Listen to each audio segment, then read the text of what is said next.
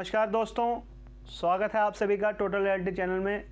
Channel को like, share और subscribe करना ना भूलेगा, क्योंकि देवी देवताओं से जुड़े अनसुने, अकल्पनीय, अविश्वसनीय किस्से सिर्फ आपको यहीं और स्पष्ट तौर पर बताए जाते हैं, दिखाए जाते हैं। तो दोस्तों, होली की सभी को ढेर सारी शुभकामनाएं। ये होली आपके जीवन में नए उमंग भरे, उत्साह भरे रंग भरती रहे, यही मेरी कामना है। और आज की कोई कथा नहीं है, आज की जो मैं आपको बात बताने लगा हूँ ये एक लेक्चर की तरह आप ले सकते हैं। एक प्रस्ताव है, उसको आप सुन सकते हैं, एक गाइडेंस है जिसे आप अपने जीवन में उतार सकते हैं। लेकिन ये होली के त्यौहार से काफ़ी हद तक मैच करती है, बात मेल खाती है, इसलिए मैंने आपको ये बता रहा हूँ। तो दोस्तों, होली का त्यौहार जिस तरह हम बहुत ही उत्साह के साथ मनाया जाता है, ये त्यौहार पूरे भारत में, और इस त्यौहार में हम आपस में अपने यारों दोस्तों, अपनों को मिलते हैं, अपने घर वालों को मिलते हैं, सभी को मिलते हैं, उन्हें जिन सबको हम जानते हैं, समझते हैं, सबको मिलते हैं। और उसमें ये हम आपस में मिलते हैं, गिलते हैं, खेलते कूदते हैं और गले मिलते हैं, डांस करते हैं। सिर्फ इतना ही नहीं है, इसमें है ये समझने की बात यह है, रहस्य की बात यह है कि आप इस रहस्य को कभी अपने दिमाग में नहीं लाते। होली का त्यौहार जो मूलत मतलब अगर उसको सोचा जाए, समझा जाए माइथोलॉजिकल दृष्टि से, यानी देवीय इतिहास की दृष्टि से अगर इसको समझा जाए, उसकी साइकोलॉजी जो पीछे है उसको समझा जाए, तो ये है कि आप इस त्यौहार को बनाते ज़रूर हैं, लेकिन पूरी शिद्दत के साथ नहीं। पूरी शिद्दत से कैसे मनाएं, मैं आपको आज अपनी इस वीडियो में बताता हूं। पहले दिन जब आप होली का दहन करते हैं, होली का दहन यानी बुराई का अंत और अच्छाई की जीत, सिर्फ आप इतना ही जानते हैं। लेकिन उसके पीछे मर्म क्या है, रहस्य क्या है, उसको समझना बहुत ज़रूरी है। और रहस्य ये है कि जब आप होली का दहन करते हैं तो आप केवल एक राक्षसी का दहन नहीं करते, राक्षसी के पुतले का दहन नहीं करते, प्रहलाद के बचने की खुशी नहीं मनाते, बल्कि आपको इस चीज का भी ध्यान रखना चाहिए कि होली का एक बुरे का रूप नहीं है, वो बुराइयों का रूप है। और हम उस पुतले के अंदर बुराइयां जलाते हैं। अब आप कहेंगे कि यार अच्छी बात है कि उसकी बुराइयां जल रही हैं। जी नहीं, कहने का अर्थ ये है कि अगर आप होली का जला रहे हैं तो उसमें केवल उसी की बुराइयां नहीं हैं, इसमें आप अपनी बुराइयां भी जला रहे हैं। और आपको जलानी चाहिए,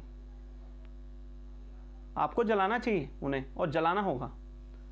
तो आपकी क्या बुराइयां हैं? आपकी बुराइयां पंचदोष हैं आपके, काम, क्रोध, लोभ, मोह और अहंकार। इन 5 चीज़ों को मैं रिपीट कर रहा हूँ, दोहरा रहा हूँ कि काम, क्रोध, लोभ, मोह और अहंकार, इन 5 चीज़ों को भी अगर आप जलाते हैं तो मैं समझता हूँ कि जो होली का दहन और होली का त्यौहार जो आप बनाते हैं वो आप पूरी शिद्दत के साथ बनाएं। पूरी शिद्दत के साथ आप तभी बना सकते हैं जब आप पहले दिन, जब होली का दिन दहन होता है, होली का दहन के अंदर आप इन 5 चीज़ों को भी साथ में जलाते हैं। उसी अग्नि में आप उसी अग्नि को साक्षी मानकर ये वचन लेते हैं कि हम इन बुराइयों को, जो पंचदोष गिने गए हैं, 4 वेद, 18 पुराणों और 108 उपनिषदों में जो ये आपके पंचदोष गिने गए हैं, उन दोषों को आप अगर जला लेते हैं, जला देते हैं, कहना चाहूँगा, अब उस अग्नि में, जिस अग्नि में आप होलिका का पुतला जला रहे हैं, तब मैं मान सकता हूँ कि आप पूरी तरह समर्पित हैं इस त्यौहार में।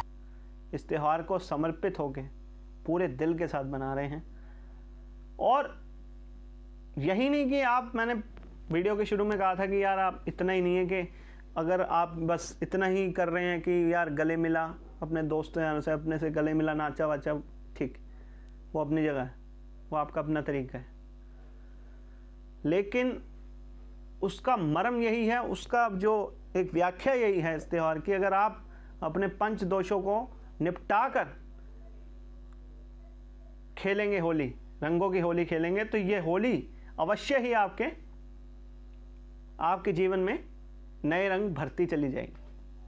अवश्य ही आपके जीवन एक नए उमंगों, नए रंगों, नई सुख सुविधाओं से भर जाएगा, क्योंकि आपके अंदर फिर कोई इस तरह का पंच दोष या दोष बाकी नहीं रहेगा।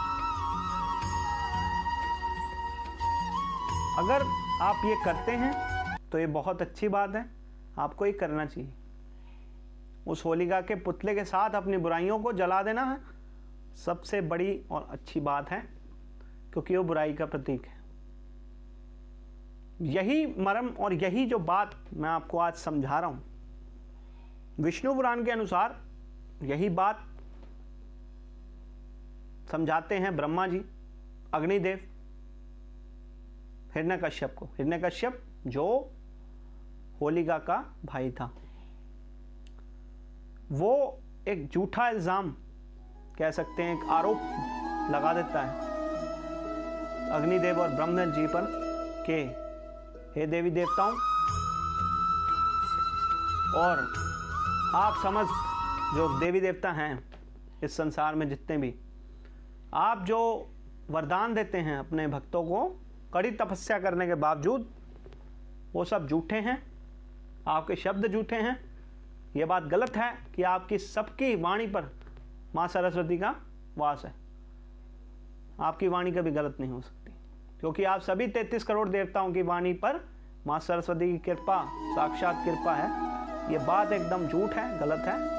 तब ब्रह्मा जी और अग्निदेव ये बात सम्मिलित होकर उन्हें समझाते हैं, समान रूप से उसको हिरण्यकश्यप को ये बात समझाते हैं कि देखो असुरराज, आपको ये बात समझनी चाहिए, इन बातों का जो एक मर्म है वो यही है कि आप की जो बहन ही नहीं जली है, उसकी बुराइयां जली हैं।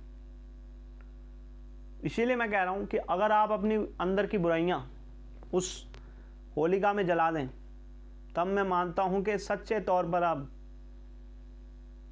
अपने इस होली के त्यौहार को बना सकते हैं। आपके अंदर की मानवता जाग जाएगी, आपके अंदर की प्रभुता, मानवता, आपकी दयालुता, सब, आपका विवेक, मन जागृत हो जाएगा, और आप इस होली को एक पावन त्यौहार के रूप में मना लेंगे। और सबको यही मैं ये समझाना चाहता हूँ इस वीडियो के माध्यम से।